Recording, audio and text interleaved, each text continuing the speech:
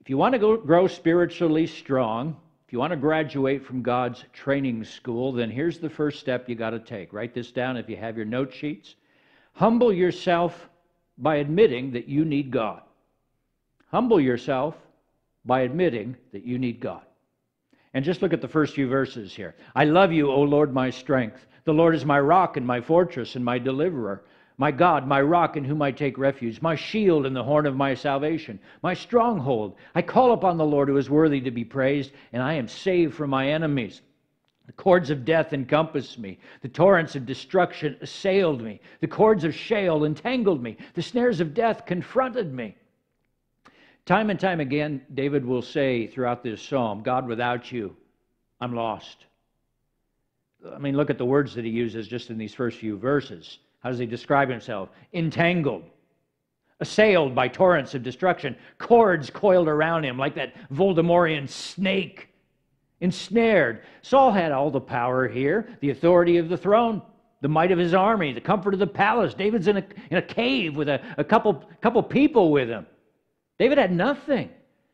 And so he cries out to God and recognizes he needs him. And you and I will only begin to experience God's power and presence in our lives when we reach this same point of desperation. And there's no other way. Like David, you and I have to come to the place where we'll say, I love you, O Lord, my strength. That beautiful phrase captured my heart when Janice and I first landed in California back in 2016. Here we were completely reliant on God to reinvent and redirect our lives. We didn't even know where we were going to live when we first got out there. But then 2 weeks after we did move into our new place, one day Janice woke up and she couldn't move. Her back made like Porky Pig and said, that's all, folks.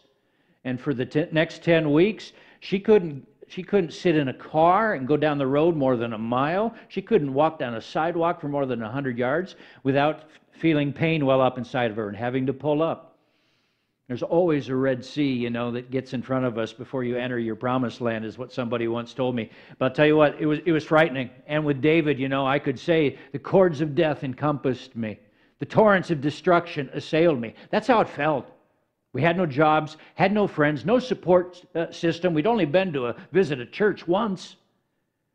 But in one of my early quiet times, I came across this psalm and read it again, Psalm 18. And like we said last week, when you're in a time of emotional depression or despair, you got to stay connected to nature and connected to each other, and you got to stay connected to God. And I was reading my Bible every day, and I read Psalm 18, and I couldn't get any further than these first words, I love you, O Lord, my strength. And I said them again, and then I said it aloud. And then from then on out, every time I would feel overwhelmed or besieged by fear, I'd just say that little line and repeat it out loud. Not like a mindless mantra, not like a chant. It was very much a mindful prayer. I love you, O Lord, my strength. And as I would repeat that, whatever darkness or despair I was feeling would lift off of me. That's the first lesson of this psalm. If you want to graduate from God's training school, if you want God to train you and help you grow spiritually strong and mature, then you first have to admit that you need His help.